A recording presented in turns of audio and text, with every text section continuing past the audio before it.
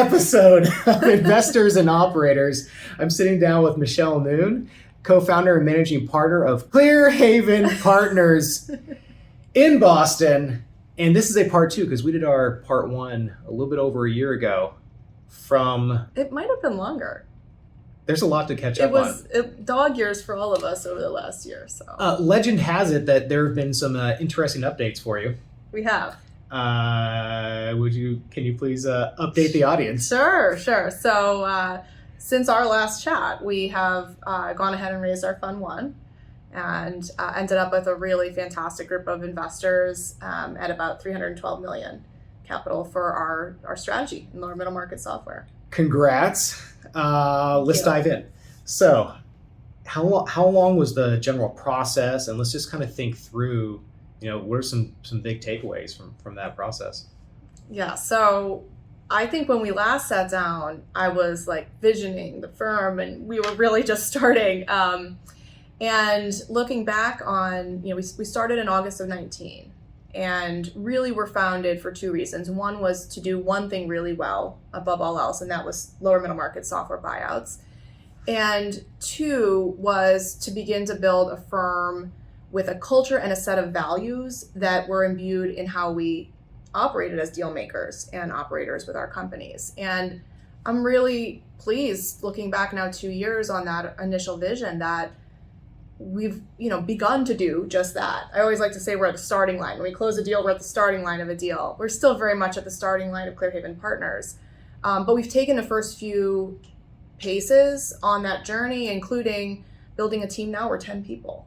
The folks that have joined Clearhaven have a wealth of experience in private equity and in finance. They have other choices. They're coming from larger, almost by definition, more established firms. But they've joined us because they love investing in software businesses and because I think they can see we're trying to create something that really brings values to what we do day to day. And so that feels like, a great success so far.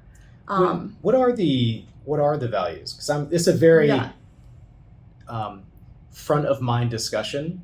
I was at a client of ours, and we did a 2-day shoot with 25 plus people, and it's like every single person knew the values like inside and out, and it was like so much part of their discussion. I thought it was weird. I was like, what is going on here? But then I realized it was almost like looking in the mirror of what I lacked, what we lacked in our firm, of having unclear or inconsistent values. Mm-hmm. And I was like, well, does this really matter? And then you start to think it does, because in the absence of being able to be on every single decision, values drive that consistently. And then that really made us think we have to have this front of mind, and we need to decide what they are as a team. Yeah. So where in the past 2 years, what were the values? What are they? How has the culture evolved? Right.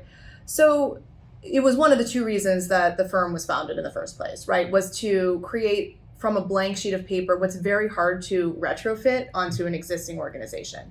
We've all been in companies where you feel a closer attachment to the ethos of that culture than others where you feel less attached. And the first one works much better ultimately. And it's better for retention, it's better for morale. And we all put in so much of our lives into our work that if at the end of the day, it doesn't feel authentic to who you are, or the firm representing itself in the market is not how you represent yourself, then it's not going to be a long-term proposition. So that was important from the outset. But as we've grown, it's also becoming an evolution because of the folks that we add to the mix, some of which join for those, what I also call first principles, right? Values are kind of the first principles on which we're founded. And those include things like we seek to do one thing really well. That is lower middle market software buyouts. We're not concerned with, other things that are going on in the market. We're concerned about what we can do uniquely well and consistently in terms of developing and delivering returns for our investors. It's also a value around true partnership. And we view partnership, which is an oft-used word in our industry, overused, I would argue, but we view it with three kind of components. One is the partnership that we have among ourselves within our firm, with our people, how we treat one another, the we, not me kind of partnership mentality. The second is partners with our portfolio companies and our management teams. We're very hands-on in that partnership. We are alongside our teams as we go into inevitable bumps in the road and look to, obviously win together as well along the way. And with our investors who are trusting us as stewards of their capital, we take that really seriously. Our investors are underlying funding programs on student endowments and education, on firefighter pensions, on clean water programs. These are really important things that we are have the opportunity to help support by virtue of our work. So we take that partnership seriously. So those are some of the original first principles, but we have other values as well, such as no FOMO, right? We have a no FOMO policy here at Clearhaven. It is fine if other people are doing other kind of crazy deal structures, valuations. We're completely fine kind of putting our blinders on and letting those things fall off. We also have, a belief that we're learners and we're continuing to compound our knowledge. So while we do have a specialty and an experience base that we draw on, we don't know everything, and we're constantly looking to learn and refine and add that to the playbook. So, there's probably, in all, more than a dozen values that we really think are kind of the fundamental principles on which we exist as a firm and sort of why we exist as a firm. But the good news, we actually did spend some time offsite as a firm, and we started with the values that I founded the firm with my partner Kevin, but then the team had an opportunity to kind of re-underwrite those and to add to that, and it really does become a more organic component of who a firm is as a whole versus just the original founders when you take that into account. Have you always had a me versus we mentality? And I'm asking that because I have not, and I ask that in that it's been very when I was starting the first business, it was like I had to start it. There's nobody else to be a we. Yeah. And when I was starting this, Jing was doing law, and it's like, please come home with me. I'm tired of carrying you. Right. And now we have a team, and I've had to develop what does a we mentality actually mean. So I'm curious, what has been your evolution? Yeah. Well, there's a saying, you kind of start with the end in mind, and there's an interesting line to walk when you're starting a firm, because by definition, it is about the founders of a firm, right? But it's things like I've done, like you've done, which is my name's not on the door of this firm. It was not intended to be Michelle Noon Capital, from day one. It was intended to be non-specific to a person's name, because it's that enables a we versus a me mentality. And as you add more people, I will say that as a founder, you have to really be committed to that partnership approach. It's easy when you start with the ideas and the ownership to feel like you want to hold on to that. You're creating something. It feels personal, and I think you do have to continue to keep yourself honest along the way, which is how do you really want this firm to evolve over time? Do you want it to die with you? Or do you want it to become something bigger than you? Because we all know that none of us is succeeding in this world alone, right? We're succeeding because of other people around us. And those types of beliefs have to continue to be pervasive in your psyche along the way, because it's easy to kind of, at times something doesn't go quite right, or a team member might say something or do something differently than the way you would. You got to remember, like, those are a part of the learning lessons along the way. But if you allow for some of that, perhaps flexibility or even mistakes, you can create something greater than yourself. And that, for me, is going to be a way better thing than just something about So you myself. felt that you started with that, and it's just been consistent. And I'm probably just projecting my leadership inadequacies. No. But and maybe that's going to a different topic around being a team player. So we were having one of our team sessions, and Jing, partner, wife, is also like, I need to be able to rely on you more. And that's in 37 years of my existence, that has always been one of my weaknesses, as the being able to be consistent, accountable. That is just who I am as a person. But, that how do you get over that? How do you grow? If we're going to grow this from 6 people to 25 to 50, you just have to you have to grow from that. And that's one of my big weaknesses, not just for my team, but also my wife. And I want to make sure that she's equally as energized as I am on a day-to-day basis. Yeah. And the team is. So that's like one of the things I'm really working through. So I'm curious, what has been, maybe now in the past 2 years, or maybe before, what have been some of those moments when you realize like, wow, this is actually something I have to grow from? Well, one thing I didn't do was work with my husband, because that probably would have broken me. So you're doing the triple Lindy that I opted out of. But, yeah, there are, the growth over the last 2 years is truly like dog years for me. It's been incredibly challenging and incredibly rewarding. And we're really at the starting line. So, we've raised a fund, we've done 4 deals, 3 platforms. We're at the starting line. We have a lot to prove as an organization and as a team. And that can be daunting. It's also, a hill we're excited to climb. But no, for me, I'd say the lessons are learned kind of every day. It's the interactions that we have. It's letting, can I have every introductory call with every management team? In theory, yes. And maybe I can explain the history of the firm in a way that only I can. But if the team doesn't do it, then I'm going to have to be in every conversation. We're never going to scale. So there's some of these things that, one of the folks that I spoke to and the kind of senior women in private equity, small circle that we have in this industry when I was starting out, said to me, Michelle, I made mistakes on someone else's watch. Now, my team's going to make mistakes on my watch. And that's true. And so you have to allow for that. One of our principles here in our first principles or values is, make original mistakes, not repeated mistakes. And we've got a bunch of smart people. If you're making a mistake, but you're learning from it, okay, that's great. That's experiential learning that you can't get from somebody, going through the steps, in a mentoring session. So I think part of it is just accepting up front that there will be things that are mistakes or things that you would have done differently. And when those do happen, you kind of remind yourself, that was sort of what I expected along the way. And then you kind of move past it, and hopefully the team learns and grows from that. It's hard for me. I'm a recovering perfectionist. I was going to say.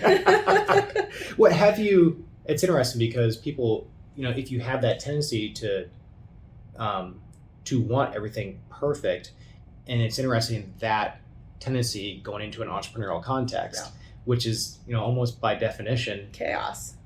Yeah. Yeah, it is. And then for some reason it works a couple years later if you stick with it. But what is so I don't know if wait, I'm unclear. So what has been the difficult time?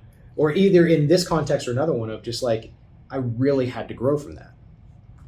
Well, honestly, it's the all-encompassing nature of it. I'm a pretty intense person. So the intensity, I would say, was amped up to another degree, to a real... You're not intense at all. Not at all. But was it just kind of... No. Oh. Yeah. No. Well, you work with a bunch of military vets, so compared to the military vets... You are intense, we'll clarify. I can't hold a candle. But was it just learning how to... Yeah, how did that personality, how has that shaped the culture? Yeah, I think what I'm trying to do with the team build is not just replicate my own personality or strengths as well. We need a balance of those. I would say one of the hardest things for me is something I knew was going to be hard, but living it, is just thinking about more of the human aspect of the team that I'm building. It's easy to kind of be responsible for your own emotional regulation and self-management when you're, either operating as an individual contributor or operating a smaller team. When you're operating a firm, there's more dimensions to that. And as a highly rational thinker, that's who I am, I tend to perhaps underplay the emotional aspect of things if it doesn't fit a rational framework. And not everybody's like that, far from that. And we can have great deal makers here who are, rational thinkers, but might have, more of an emotional component to how their decision making or how they are, what their personality's like. And so I think being comfortable with that, which is very different than who I necessarily am, is one of the bigger stretch learning opportunities for me. You're crafting this well. You're learning EQ is what you're saying. But it's interesting, right? And I think it brings up a really interesting point, which is as you start to grow, if your culture is one where you're very connected to the team, how do you still maintain that culture? And, for example, we're trying to think through, what is your personal development plan? 1 year, 5 years from now? If you want to be here, fantastic. If you don't, let me help you build to that goal. Yeah. And I think what I've learned is that that's creating a culture of transparency and openness, and people can kind of, take an easy breath. But then it's also, I think the big idea here that we've discovered is when you're building a business as an individual or as a small team, you tend to be so focused on just the business. 7 days a week, 24 hours a day. Yeah. It's fun. It's also what keeps the roof over the head. But then what about the team? What are their goals? And do I even know them? Have I asked them? And then, and that's how, so now what that means practically is I have reminders every week in Slack to remind myself, to check in with the team. Mm-hmm. And it could be 5:15 call. Just hey, how are you doing? Right. Or, last week at 8:30 in the morning at the cafe with my colleague and just, hey, let's take a big step back. How are things going? Yeah. And then how do we, as we scale, how do we maintain that personal, caring nature? Right. And as you scale, it has to not only come from you one-to-one, it has to be imbued in the team, right? So that they can replicate that with their juniors or their peers. I do think, one of the upsides of kind of, we're back in our office, and actually I've been in the office for a year, of getting, those unstructured, unplanned checkpoints. Hey, how you doing? Water cooler talk, a proverbial water cooler. That's where a lot of that can happen. That's not scheduled. And when it is scheduled, it feels a little bit more forced, perhaps. But if it's not possible in person, I think it's important to do that. And this is definitely a weakness of mine. Have you, I was just talking about this with another client, and they're like, how can we develop a quality culture over Zoom if we're still not coming in? Hard. And it's how do you? Yeah. How do you create those unstructured moments of just going out to lunch, and then you just naturally feel more connected because you're walking into the same place together? Right. I personally believe that it's not possible to totally replicate what you can do in person over Zoom. And so that doesn't necessarily mean you have to be working in the same office every day, but I do think that there's some in-person touch points throughout a year that need to be in place to enable that. And in the meantime, of course, it's going to be a phone call or a text message or a Slack or, perhaps a Zoom as well. But, Are there structured things that you all do here, like Friday shout outs of hey, I am specifically calling out this one person for just kicking ass this week in this. Yeah. Or, the question of the week for this meeting that's unrelated to work. If you had an Olympic sport, what would it be? Oh, I never knew you played hockey growing up. That kind of stuff. Yeah. Yeah. We do have our Tuesday firm meetings. We do our Monday meetings on Tuesday mornings, and we'll have, kind of an informal lunch every Tuesday. So that's one thing. And most people will be in unless there's extenuating circumstances on Tuesdays. So that's one. We do a monthly happy hour. We do it in our Clearhaven lounge, which you probably saw if you stood in the center of our office and rotated 360 degrees. You got yourself the tour. And those are those are important moments. And we had a random one last week just because, we hadn't gotten together as a team for a little while. So some of those things kind of come up impromptu. To your point, we tend to be very driven. We tend to be focused on the next thing that's coming. And so having an ability to just pause and honestly, it could be randomly get together. It could be celebrate a milestone of success. This is another one I'm working on. which is celebrating success along the way, because I know myself well enough at this point, there's always going to be another objective on the other end of the first 312 plan. race, cool. What's next?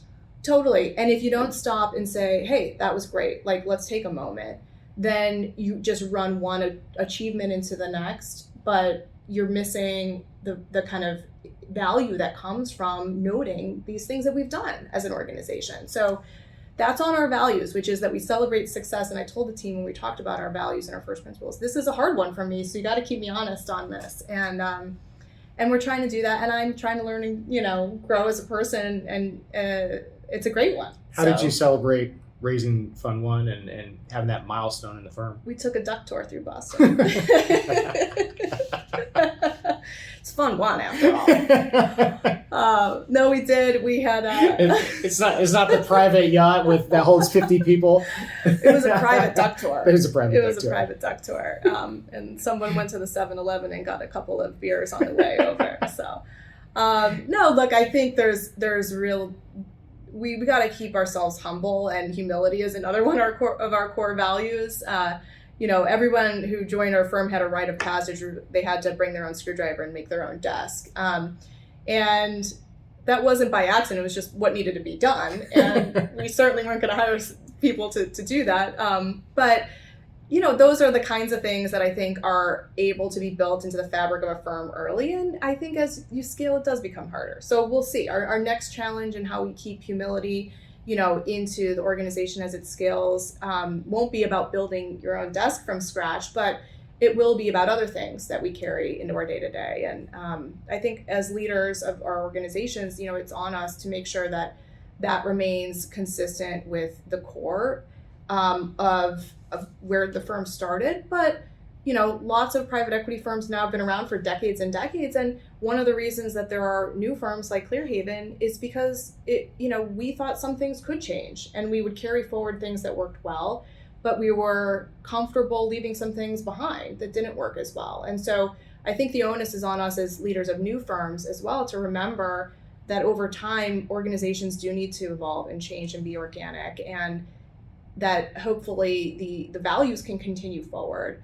But how those are applied or what gets added to that mix, that's okay to change as well. And we're still in inning one here, so we're holding on to those first principles. But maybe shifting a little bit, when you think about focus, how have you kind of dealt with this in the past? Because within technology, that's broad. Within software, that's broad. Yeah. And how do you deal with FOMO? Right. I just interviewed Patrick McGinnis, so I know each other for a while, and he had his book with FOMO, and then his FOBO, I think, is the new book that came out. But it's we're thinking about this now when we look at the breadth of services. Like, we have kind of carved out a niche as being unique in video for this really specific niche within the M&A community, broadly speaking, and then LinkedIn content. But then you have to ask yourself, do we do websites? Do we do branding? Do we do PR? Do we do all these other services? And it's like, but if I just focus on this, I know that we can do it really well, and I know we have a name for it, but are we going to miss out on becoming a full service firm? Yeah. And do we plant like little bets and just kind of have the, like our character in the game is like all things are growing at once. You to get really good at one category. Right. So that's, how have you dealt with that? Yeah. How have you seen the technology companies you've been involved with, make that tough strategic decision? Have you seen firms do a broader thing and successfully, or is it stay focused on something early for 3 to 5 years and then you grow? Right. Well, focus is a longer. It's a very important strategic question. It's a really important strategic question, and focus is a great topic. And if you look at our website, our homepage has focus and shared values. Those are two of the things, again, that we are founded on. And focus, we focus on lower middle market software, broadly defined, that's sub 100 million of ARR. More specifically, our sweet spot is 20 to 60 million of ARR, businesses that have achieved that first level and are looking for a partner to scale past that point. even within that area of focus, and we're talking software and software-driven technology companies to the exclusion of all else, even within that market, that's more than 20,000 addressable assets. So to your point, that's still very broad. We're a team of 10 people. So then the question is like, okay, well, how many private equity firms are there? How many don't have video? And if we charged, X for a video, and we did that for 2 or 3 years, will we still have a good business? Right. And then there's the don't delude yourself with the 1% of China argument as well, even if you have a large TAM. What we do within that is we focus on only a handful of thematic areas of interest at any given time. And our themes are rooted in prior experience, where our network is strong, where we believe we have conviction on a certain type of company and what we can do with it and how we can help create value. They are themes like data proliferation, which includes video data proliferation, by the way. We have a strong belief and a track record in backing video software companies and companies that help address mass proliferation of data in enterprises.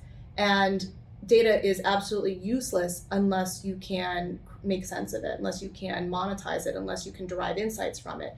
And software solutions really help enable that. So that's one major theme. And we'll click down a level or 2 or 3, and we'll look to find and identify companies that really own their sweet spot. It might be a vertical market, it might be applied in a different way, and then get to know them and pursue those investments because we have a perspective on it. We have a theme around critical business systems, systems of record, compliance, regulatory management, governance systems. Why?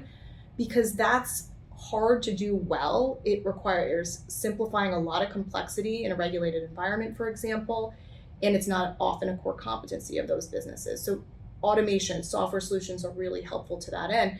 So 4 or 5 major investment themes, we divide them among our deal quarterbacks. They're primarily responsible for originating and creating sub-thematic ideas within that. And then that's what we come to work every day doing. So it boils down that, large addressable market into what we really have a belief that we can uniquely win in today in a very competitive market, and that we have a reason to be at the table and having a conversation, and then able to move with conviction, which is important. Speed is important in a highly competitive environment. So those things help us create even more focus within a general area of specialty. I will say we're biased. We have a belief that specialists beat generalists in our markets, and being specialists within, a specialist market enhances our ability to move quickly. How do you make that decision of, specialist versus generalist? And if we were to say, okay, we're looking at 51 Labs or company or other agency Y, they offer branding, website development, kind of video, kind of LinkedIn, but also PR. We want a full service solution. That's a strategic question we're asking ourselves, do we develop in that direction now, later, ever? Right. How would you make that decision? And we work with our companies on this all the time. And one thing I will say that in that size range that I mentioned we target, we tend to see companies losing focus because they now think we need to hit we're a certain scale that's bigger than we've ever been. Now we need to be more things to more people, all things to all people. We all know that no one's all things to all people. So you kind of have to start with the end in mind again. What is our winning aspiration over what period of time?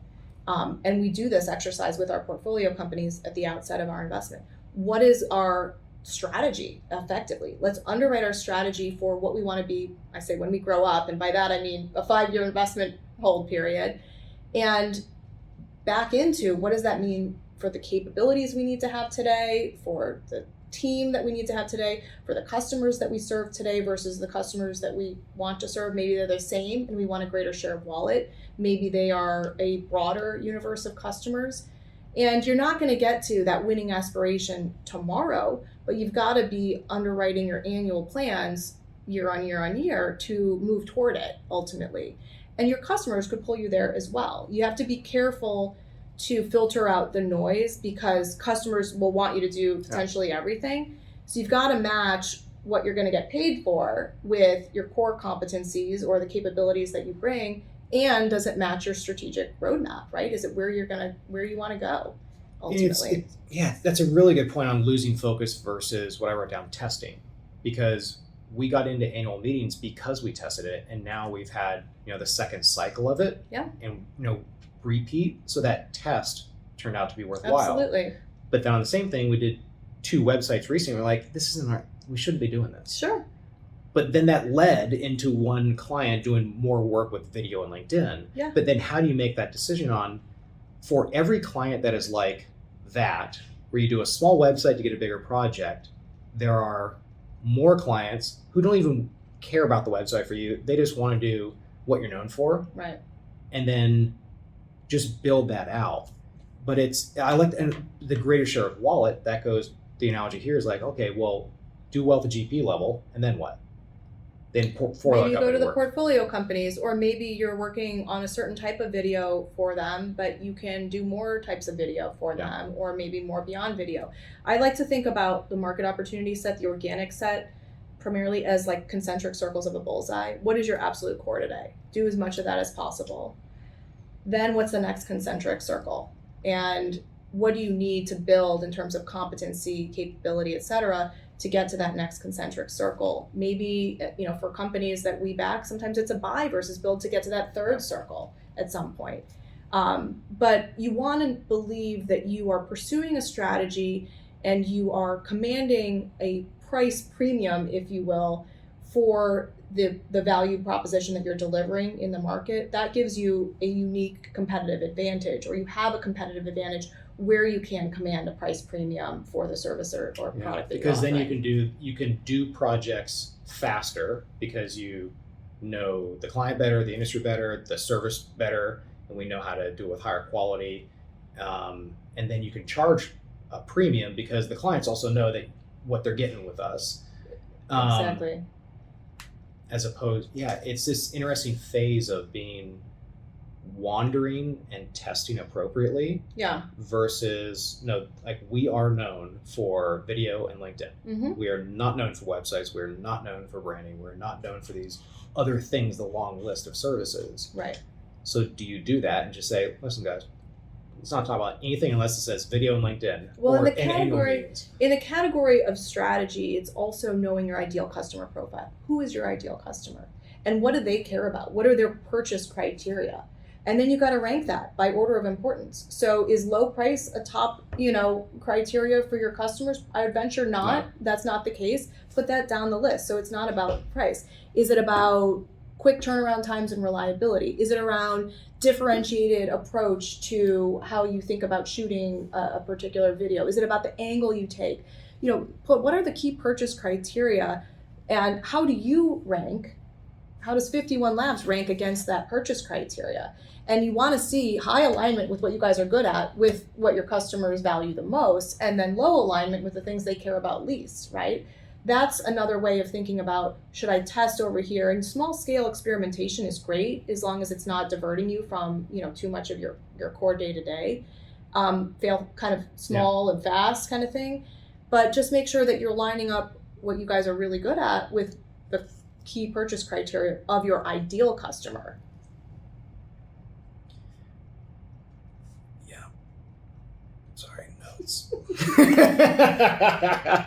Good strategy session here. I should have brought my partner Kevin in. He'll do the whole thing with you guys. It's fascinating. Well, actually, let's talk about that. So you have 3 portfolio companies, and your partner Kevin is focusing more on the ops. And what have been I don't even know what I just said there.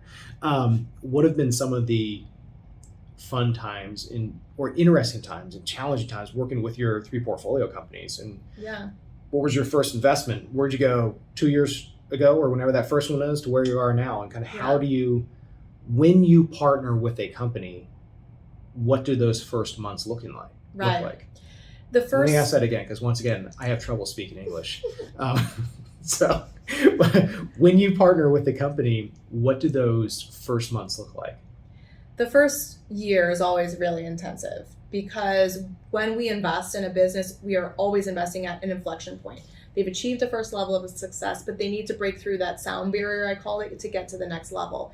And so it's an intensive first year, more front end weighted, right? We start with a strategy alignment workshop. We start with really re-underwriting a strategy for the next 5 years, the horizon that we take. And that's a lot about creating that winning aspiration, identifying the ideal customer profile, identifying the key purchase criteria against that ICP, and then aligning resources and activities to support that ideal customer profile. So that's an element of where we start, but then it's also about thinking about talent and culture of the companies. Where do they have the talent they need for the next stage? Where do we need to augment the team? A third piece is really around go-to-market. This is often an undermanaged area of businesses we invest in, or it's not really optimized for the next level of scalability. Why? Because we're investing in great technology businesses. They start as technology businesses most often with good markets, but at a certain point, you also need to build in go-to-market scalability. That's in the form of sales and marketing and customer success and product. And we try to align those in a way that is consistent with a lot of experience we bring that creates what Kevin calls the flywheel effect to really accelerate growth. A fourth element for us, and we spent a lot of time on this in the early months and quarters, is optimization. We have a firm belief that software businesses that are growing 15 to 40% per year, which are our target companies, should be profitable at the scale we're investing and should create more profitability as they scale. That is the model that if you're running a software business efficiently, that's the model that will result. So it's about optimization. We call that lever of our playbook, our software blueprint. And this is very metrics based. This is based on experience and looking at scaling software businesses over time, what should be true within certain parameters where we invest. And then the fifth is thinking about M&A. That tends to not be a year one focus for us, but you don't always pick your deal timing. And if you know where you're going strategically and you see acquisitions that make sense, we do them. And in fact, Engageware, you asked about our first portfolio company. Our first portfolio company was a deal we closed in March of 2020, which was not for the faint of heart. But we had high conviction. This is a company that addressed customer engagement with a primary focus on banks, credit unions, financial institutions, but also other end markets it served as well.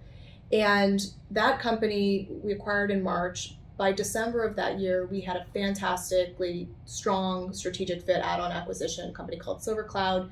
That was not in our year one plan originally, but it fit very much on the strategy that we re-underwrote, and we closed that deal 9 months after the original transaction. And that company is now called Engageware, rebranded as Engageware, really serving customer engagement software to the financial institution market. It's become a primary financial technology play. So that was our first investment. Again, that M&A was a result of taking the time to really re-underwrite strategy at the beginning of our investment and then action on that when an add-on acquisition opportunity became available that made good sense. Our second investment is in video, a business called Wowza Media Systems. They really provide the infrastructure elements around live streaming, the ability to take and ingest video from many different sources and deliver it to many different endpoints seamlessly. They are a household name among video engineers and really help media streaming work at the core of many different applications, again, many different end markets. But they are really a business that is suited for companies, enterprises, and mid-market businesses for whom live streaming is an essential part of what they deliver and is not a core competency. Yeah. It's really hard to do at scale, and Wowza does that really well, business based in Colorado. How do you kind of think about setting with the team difficult, big, hairy, audacious goals where if you hit every goal, then the goal wasn't hit high enough, with something that's achievable? Mm-hmm. And how do you kind of work with teams? Yes. I mean, firstly, we're a private equity investment firm. And whenever we invest in a company, we look to have every deal work. So what we don't do is take super high flying crazy bets like you can do in venture, but a lot of other companies might not work out. We want every deal to work out. So when we talk about our big audacious goals, these are goals that are akin to doubling or tripling the size of our companies over a relatively short period of time. That's not easy to do. And in order to make that possible, we try to align all of these elements that we're talking about to tip the scales in favor of success.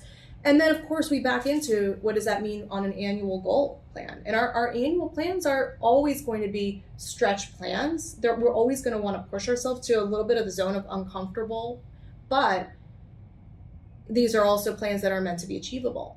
Now, does everything work out perfectly? Absolutely not. We're prepared for things to go wrong along the way. We want to also have multiple levers to success. If you're reliant only on one single thing happening, for example, sometimes businesses will talk to businesses and they're like, we really think we can be acquired by, you name it, big tech company.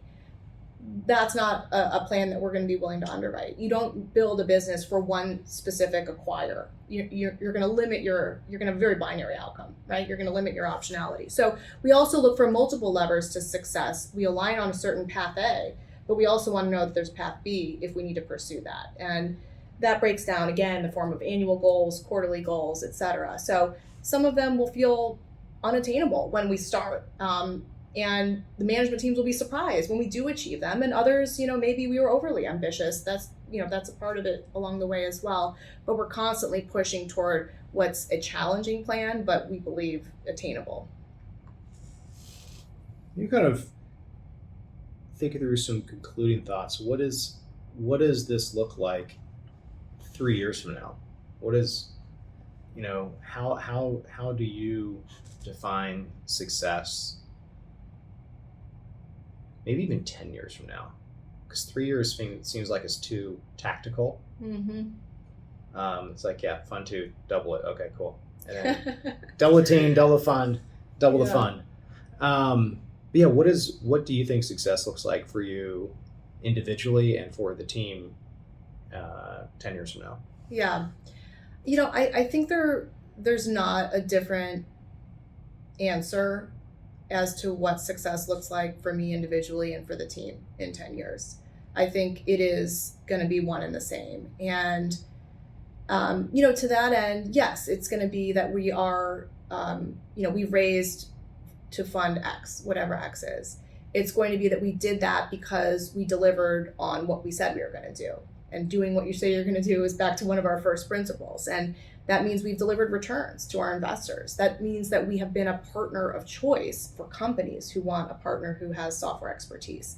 I really do believe that Clearhaven can be a partner of choice in the private equity market for companies and for investors. And that is our goal at the end of the day. We're only going to do that if we're delivering great returns and great outcomes. And that is why we exist. And we're only going to deliver great outcomes if we've got good alignment with our management teams and we're creating strategic plans and audacious goals that we achieve. So the good news is that it should hang together if we're consistent. But really that it's not going to be magic. It's not going to be more magical than that. It's really going to be the blocking and tackling to get to what that definition of success will look like. And if we do that, I'll be very happy. I think our team will be very happy, and we'll take it from there.